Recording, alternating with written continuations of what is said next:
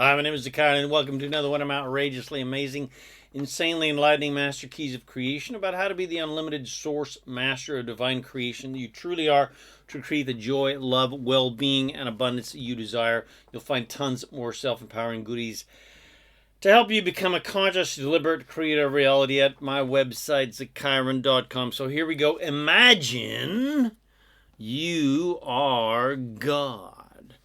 Imagine you are God's source in a human body. Imagine you are immortal, infinite, and unlimited.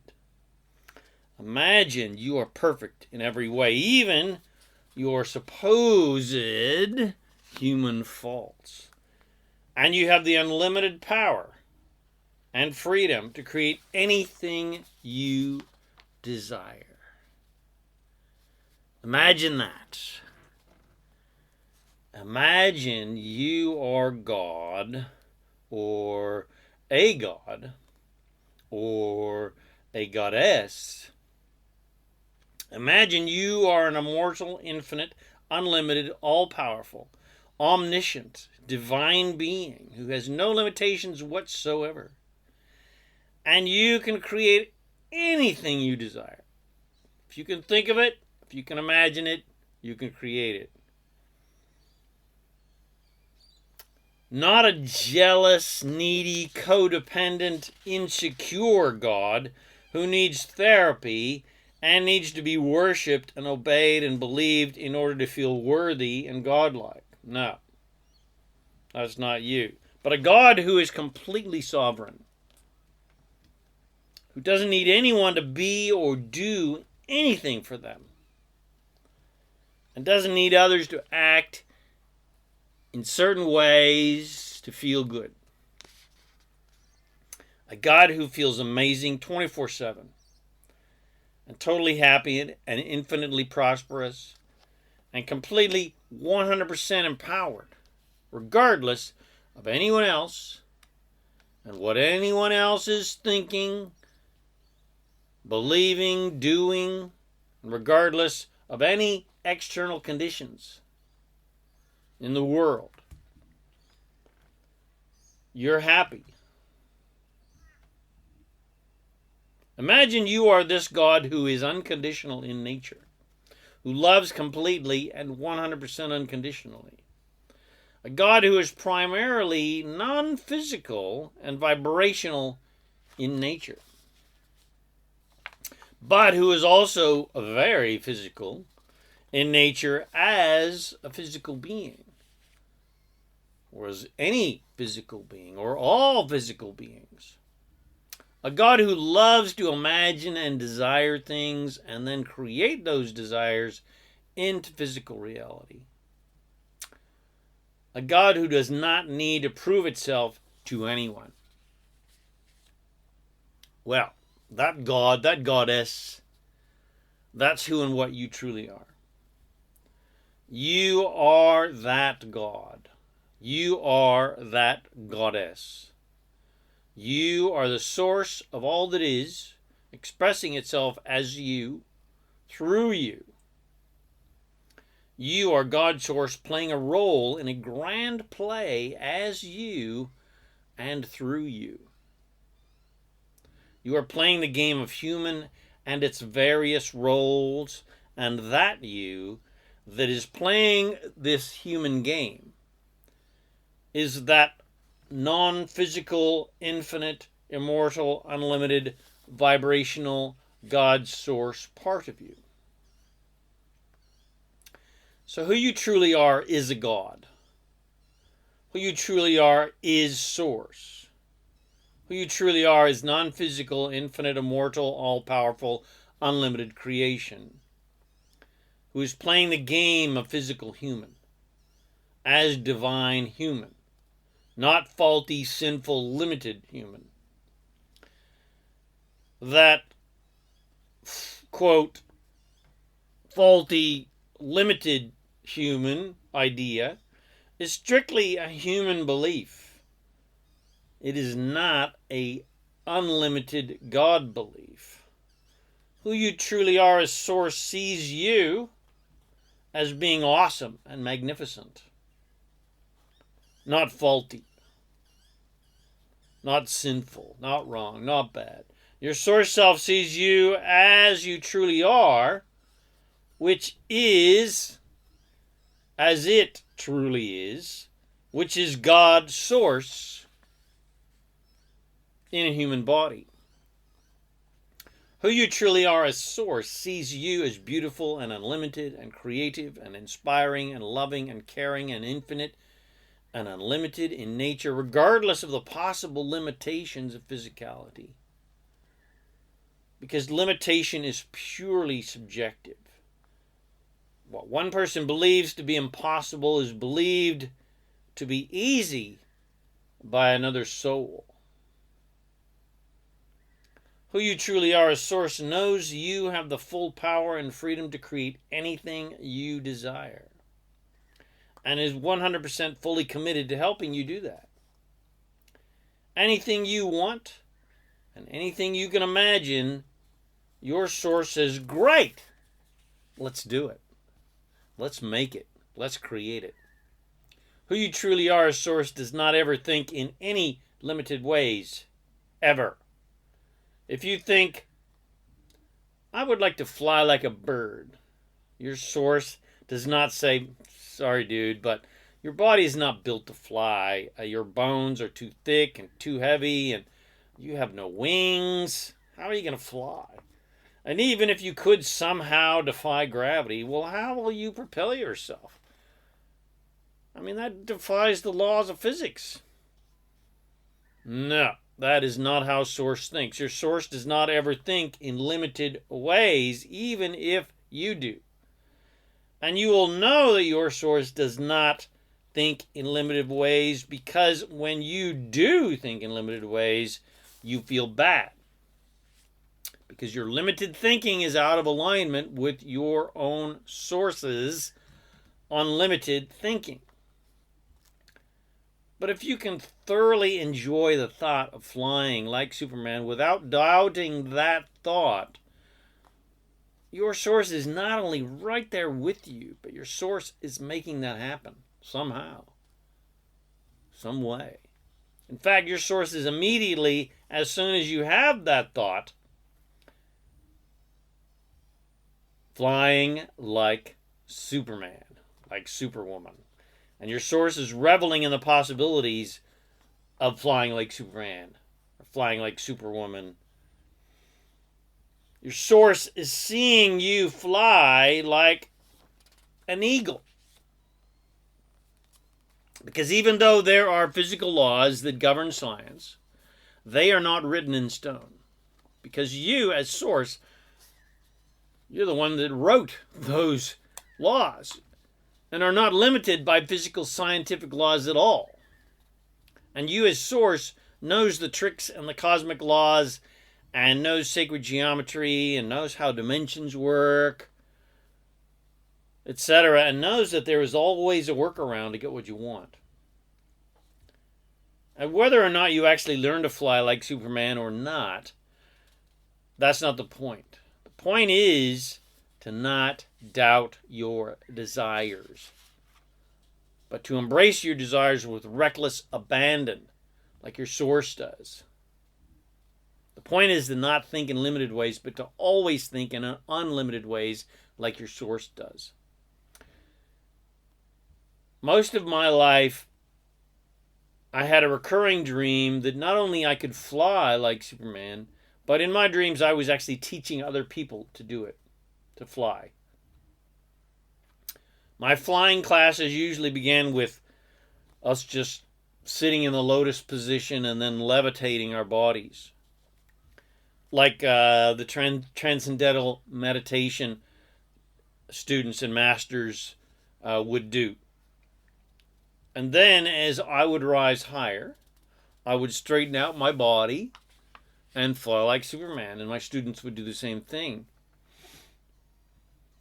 There are people now that can fly and teleport their bodies from one place to another right now. I've seen a video of a teenager levitating about 10 feet or 3 meters in the air, being guided by what you could assume would be his mother or his teacher or whatever. And I have a friend that used to fly like Wonder Woman as a child. But as soon as she told someone that she was doing that she was flying through the air like a bird, they laughed and ridiculed her fantastic imaginings, and she then doubted her abilities and was no longer able to fly. And apparently she had a group of friends that used to do it with her. And of course the same thing happened to them. That is the unlimited power of belief and the negative limiting power of doubt. Doubt is the killer of our unlimited power to create anything we desire. And belief and expectation are the basis of unlimited creation. Based on the books, the masters of the Far East, these masters could teleport their bodies from one place to another instantly. And I imagine these masters still exist in the areas of Tibet, India, and Nepal. But they don't have Instagram accounts, so you don't know about them. And they live hundreds of years, even thousands of years, not a measly 80 years like normal humans. So how do they do that? How are they able to easily perform what we would call miraculous and magical things? Well, simply with 100% belief and zero doubt. Since living in Australia, I met a person who knew an Aboriginal shaman who could teleport himself from one place to another instantly, as long as he had previously visited there before, so that he could see himself being there. So how was he able to do that? Well, with 100% belief and zero doubt. My very first yoga teacher in Los Angeles was an absolutely amazing lady. And she let me read a script that she had written about her life, her previous life, with an amazing man who was a master of the occult and a master of real magic, not sleight of hand magic. He was a white man, not from India, but he had studied with fakirs and other masters in India and could do absolutely miraculous things like ingest poison and transmute it. I've seen old films of him being buried alive, deep underground for weeks and weeks with zero air, and he would then be exhumed completely unhurt. Like, I don't remember how long it was. I think from her script it was like 40 days. She explained that he was able to do this by chanting Om Mani Padme Om, a classic Indian chant, which would lower his heart rate to the bare minimum to facilitate this miraculous feat. And she was also his assistant in sort of magical shows, and he conducted these live shows where he would suspend her body on a bed of nails. And he would then place cinder blocks on her chest and break them with a sledgehammer. And she said that he levitated her body above the nails, and she could not feel the nails, nor could she feel the blocks of the cinder blocks on her chest because he was levitating them above her. And she also noted that after countless times of him breaking cinder blocks on her chest, not one speck of dust even hit her face. So how is he able to do that? Well, again, 100% belief and zero doubt. There are people who do miraculous healing upon other people and who are psychic and can know things about another person without them saying a word. And there are people who can talk to people who have passed over to non-physical. There are people who can move objects with their minds and bend spoons. And of course, there are people who can channel beings from other dimensions, who know things that no one would possibly know. So how do they do these miraculous things? Well, again, 100% belief and zero doubt. They open their minds, they open their hearts, and they allow. In my early days of awakening spiritually, when I was regularly attending seminars with a channeled entity by the name of Mafu, he encouraged us to do miraculous things with, again, 100% belief and zero doubt. And at least 2 times I performed miraculous healings. The first was a friend's wife who was pregnant and who had developed a very large cyst in her birth canal, which was completely blocking her ability to give birth.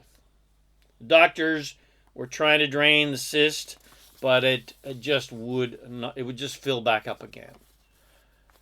And of course they thought they were going to have to do a C-section and operate, etc.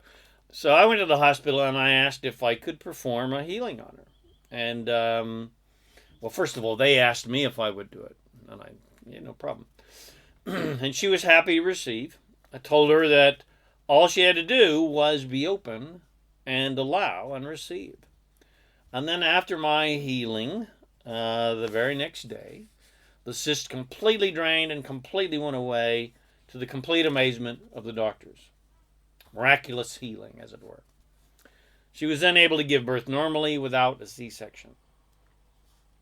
The second time was another friend of mine's girlfriend who had sickle cell anemia, a disease that often afflicts people of African descent. And she had an excruciating pain in her ankle that just would not go away. They just had her on all kinds of painkillers and so forth. No matter what the doctors tried, it wouldn't go away. And they were completely puzzled about the entire issue. They had no idea what it was. So I visited her in the hospital and similarly as before asked if she was open to me performing a healing, to which she agreed. I then told her to just be open and allow, to which she did. I conducted my healing amongst the comings and goings of nurses and doctors, to which they just silently went about their business without any interference. And then the next day, all the pain went away completely, 100%, and she was discharged. The doctors never knew what the issue was. Now, in both cases, I told these ladies that all they had to do was allow, and the problem would disappear. And they did, and these life-threatening problems miraculously went away. They just allowed themselves to align to Source. I didn't probably use those kind of terminologies, but that's essentially what they did. The point is, they did not doubt for a second that I could do it, and they did not doubt that I could do it either. Or that, technically, that they could heal themselves, because that's exactly what happened. I didn't heal anybody. They healed themselves. I just facilitated a vibration of healing. I just facilitated a vibration of alignment, so that all they had to do was allow that, and it would happen. And when you embrace and allow magic and miracles to happen with zero doubt, magical, miraculous things can and will happen every single day. One of the most profound series of books I read in my early days of awakening and training was Carlos Castaneda's Yaqui Way of Knowledge books, where Don Juan, a Yaqui Indian, from the Mexico region, led Carlos through many years of very magical shamanistic training in the desert. One of the things that Don Juan could do was disappear from physical reality and enter another dimension of reality entirely, a place that he called the Nogwal. He basically could ascend to a higher dimension and then return again to our physical third dimension at will. And he trained Carlos to do the same thing. And there are accounts of people ascending in the Bible, such as Enoch and Jesus, and then returning, as Jesus did, to say, hey, dudes and dudettes, being physical is only part of the game, not the whole enchilada. That's a quote that they left out of the Bible. Thousands of people ascend every day, something we call death. They leave their bodies and ascend to higher dimensions every single day. But they don't typically return the same day and say to their buddies, hey, I'm back. Some people have near-death experiences, which is basically the same thing. It's an ascension experience. And then they return to tell people that it's pretty cool in non-physical reality. And there's absolutely nothing to fear. No one's met by Beelzebub to torture them for eternity. But you don't have to die to ascend. Some people astral travel consciously, which is a type of ascension. They leave their body and they travel around. A lot of people astral travel every night, but they're not conscious that they're doing it. They're unconscious travelers. They doubt their dreams as being unreal, even when some dreams feel very, very real. I've had countless dreams of doing miraculous and amazing things that seemed so real, I swear I had actually physically done that. One dream was about flying my cousin's, single engine airplane that was so real, I swear to this day that I did it. Without any training, I took off, flew, and landed an airplane. And another very clear dream was back in the days where I was working spiritually with two friends who were also channels, and we were very much exploring our multidimensional nature and us being ETs and a part of Ashtar Command spaceships, and actually being on Galactic Federation and Ashtar Command spaceships. And also how the Ashtar Command spaceships were monitoring the extraterrestrial movements of the gray aliens, aka the Zeta Reticulans, which are the classic big-eyed, skinny, androgynous, non-emotional, gray-looking, big-headed ETs that were very busy during the 80s, 90s, abducting humans and bizarrely cows as well to study our reproductive systems. Because they are a cloned race who had lost all ability to reproduce naturally and no longer had any sexuality whatsoever, and who had also lost their emotions. They no longer had an emotional body to feel. They were just purely mental beings. And they were doing these shenanigans to combine our genetics with their genetics to create a new hybrid race called the Essassani, because their race, as it was not going to survive our galactic ascension. Because the only way through the dimensional portals, so to speak, is with love. And the Greys lost their ability to love long ago and became solely a mental race due to galactic wars. Anyway, to make a long story short, one night I dreamed that the Greys were trying to kill me. They tried everything. They tried to drown me, dismember me, crush me. I mean, that was a fun one. They tried to burn me.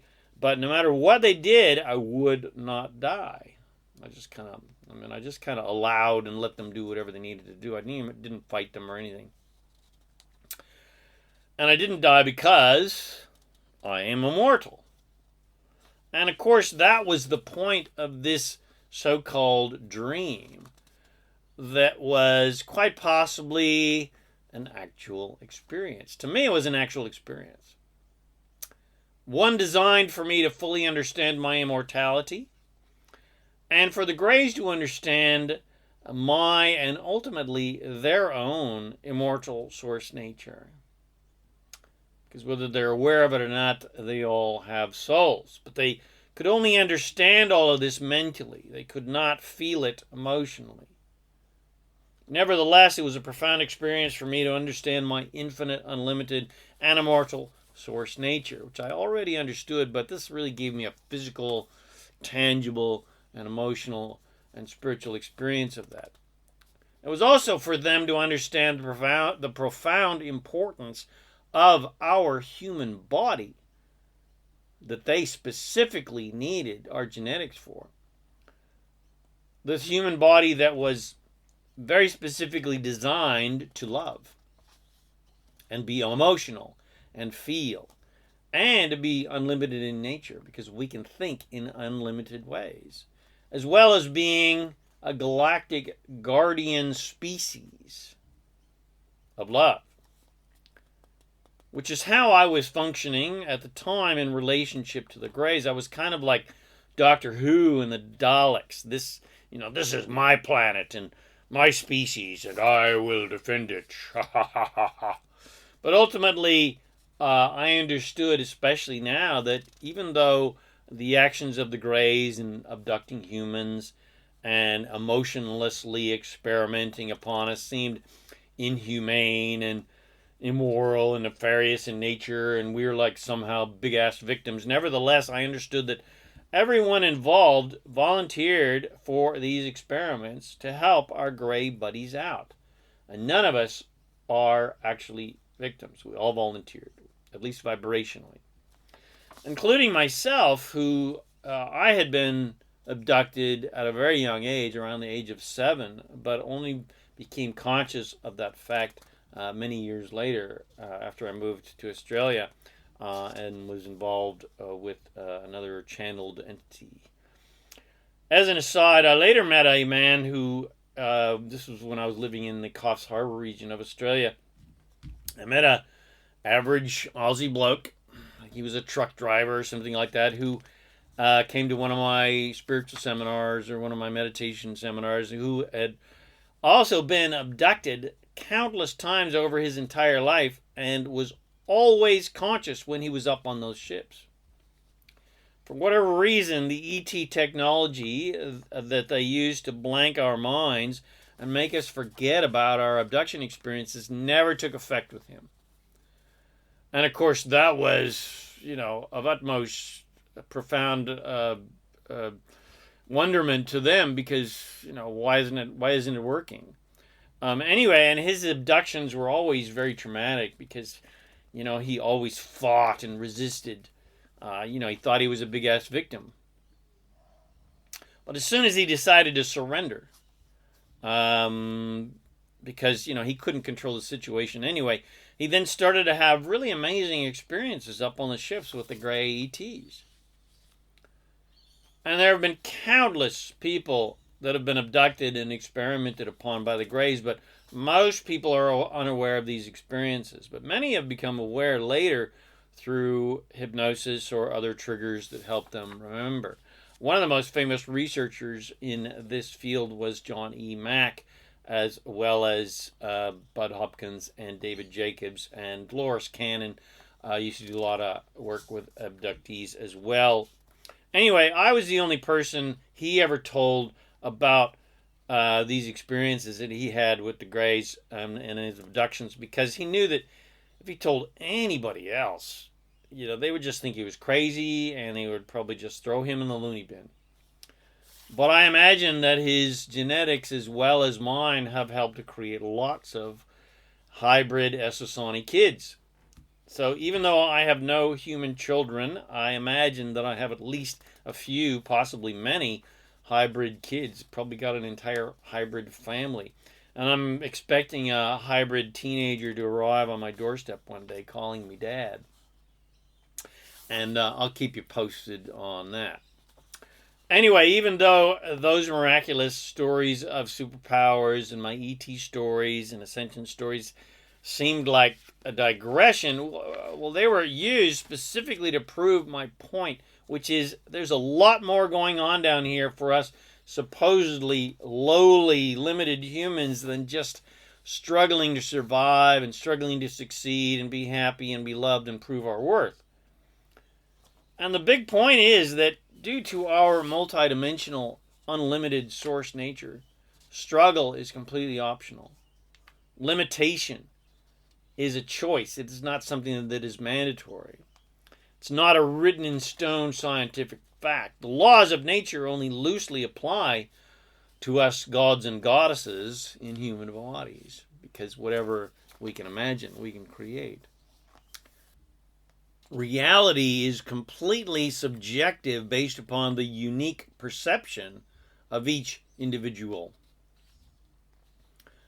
As the classic extraterrestrial Earth mission channeling statement went, that many people out there, many ET humans out there, will know and remember, they used to say the universe rearranged itself to accommodate your perception of reality or your picture of reality.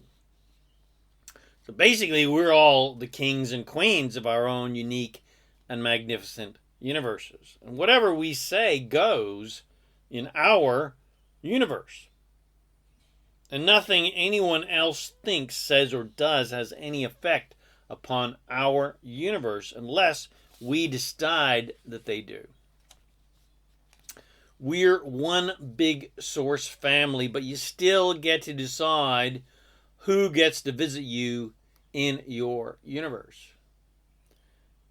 There is only attraction. There is no such thing as assertion. There is only inclusion. There is no such thing as exclusion. So no one can visit you in your universe unless you invite them with your thoughts and therefore your vibration. So let go of that bullshit idea of victimhood that only serves to disempower you by believing in the lie of assertion and the lie of exclusion rather than the truth of attraction.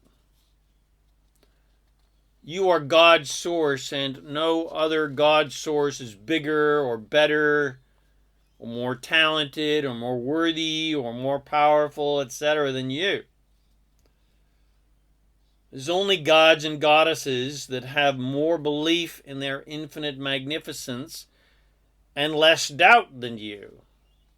And there are gods and goddesses who don't know that they are gods and goddesses with much more doubt and way less belief in their magnificence than you. That is all. There's no such thing as evil. There are just beings who have forgotten their godness and repressed their divinity so much that they went down the proverbial dark path.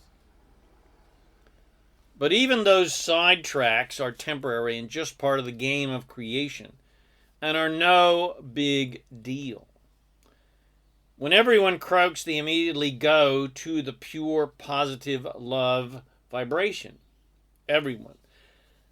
Except for a few exceptions for those who just personally resist going to the light, so to speak, out of guilt and shame.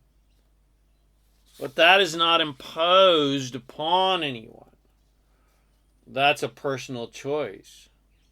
They basically go kind of halfway into the fourth dimension and don't continue beyond the fourth dimension on their ascension path to the fifth dimension. A master journey that was practiced in the temple days, the Syrian temple days, not Syria country, but the Syrian star system. So it was the master journey that was practiced in the Syrian temple days of Egypt and other ancient civilizations using pyramids as a dimensional facilitator. To open up the adept to the stars. This is the purpose of the king's chamber and the so-called sarcophagus, which was not a burial chamber, but instead an ascension chamber. That's why no bodies have ever been found in pyramids. Only vibhuti in the sarcophaguses, or the sarcophagi, which is a sacred ash left behind when people ascend. Which is something that Sai Baba used to manifest in his hands and give to people. And it's basically a secretion from the pineal gland when someone ascends. Anyway, that may, again, seem like another digression, but further emphasizes my point that we are unlimited and multidimensional in nature and not just these human bodies. And we can practice leaving our bodies if we want, so that all fear of death is assuaged, which is what we used to do in the temple days of Egypt, etc., and other times when we practiced shamanism.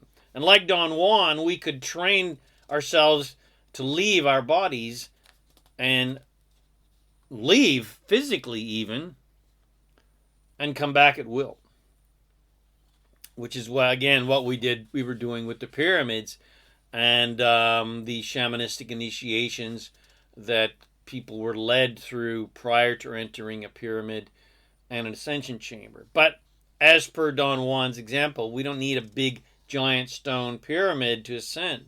We can leave anytime we want. You could consciously die and leave permanently without having to die of some horrible disease in order to leave. Or you could pull a Don Juan and come and go as you please. Or you could pull the Aboriginal trick that the Aboriginal shaman used to do and just teleport yourself. Or you could be a master of the Far East and teleport yourself. It's your choice because you are God. You can do whatever you want. And as God, you don't have to ask permission from anyone to be, do, or have anything that you want to do, be, do, or have in your life. You answer to absolutely no one but your own source self, who you truly are. And your own source self doesn't even impose anything upon you as the you that is a human. Doesn't judge you ever. Doesn't say you need to do this, you should do this, and if you don't do that, you're a bad boy and need spanking, or you're a bad girl and you need spanking. Never, ever, ever.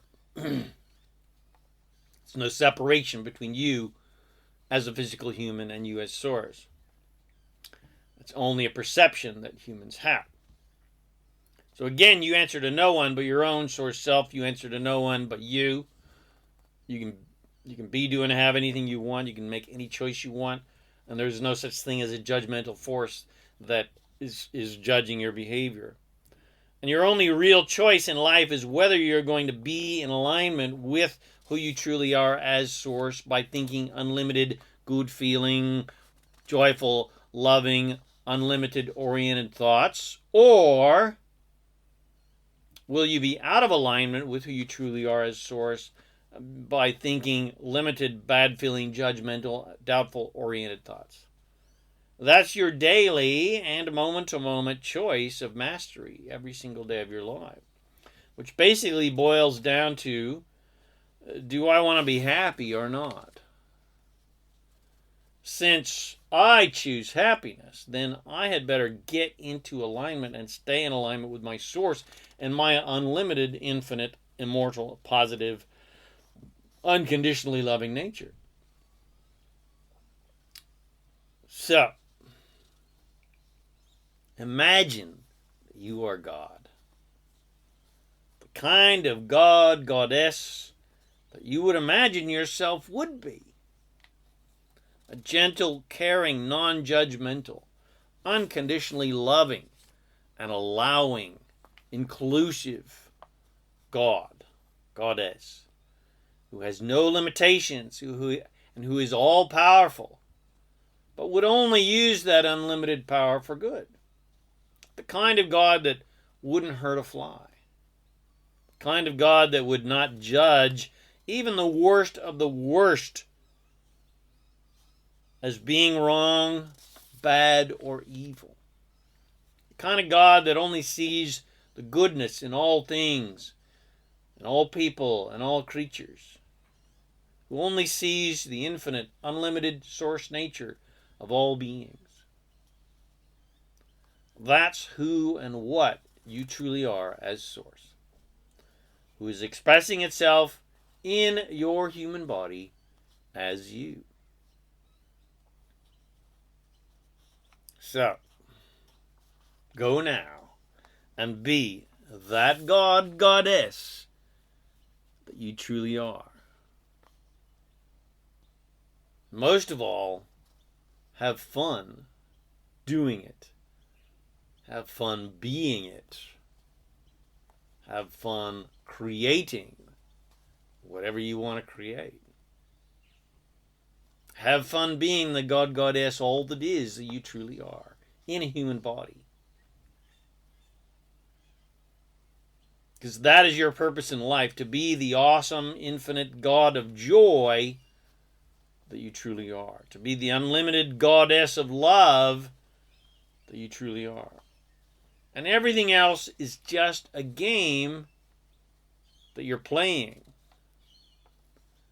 So have fun playing the game on this leading edge of creation, because that is where you're positioned, on the leading edge of creation. And your desires are literally expanding the entire universe and improving the quality of life on this planet. So again, have fun playing the game of being source. Have fun playing the game of being human, a source human, a god, a goddess in a human body. So let's play. So I hope you have enjoyed my vodcast, my affirmation rampage. Imagine you are God, because that's who you truly are. And I hope it helps you to remember that every day so that you can have a blast, an absolute ball, being the unlimited, infinite source master that you truly are in a human body. And it helps you create the joy, well-being, abundance, and fulfillment that you have come to this earth to experience in a human body. So I hope you enjoyed this podcast, and I'm sure you did. So please share with your friends. Bless them with these amazing teachings so that your friends can remember that they are also gods and goddesses. And of course, this will be added to my Master Keys of Creation and Daily Success Rituals series, which is an absolutely amazing series to help you really empower yourself to be the conscious, deliberate creator that you truly are. Of course, there will be a link to that, the masterkeysofcreation.com.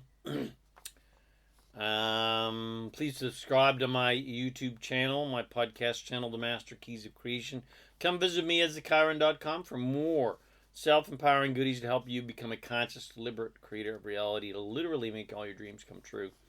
My name is ZaKaiRan, and I'm here to help you remember that you are an unlimited master of divine creation, and you have the power and freedom to create the joy, love, well-being, and abundance that you desire. To help you remember that you are God, that you are Goddess, that you are all that is, that you are the infinite and unlimited power of creation. Anyway, thanks again for watching this video or listening to this podcast, and I wish you immense joy and abundance on your magnificent journey of divine creation. And, of course, remember to make life a holiday. Woohoo!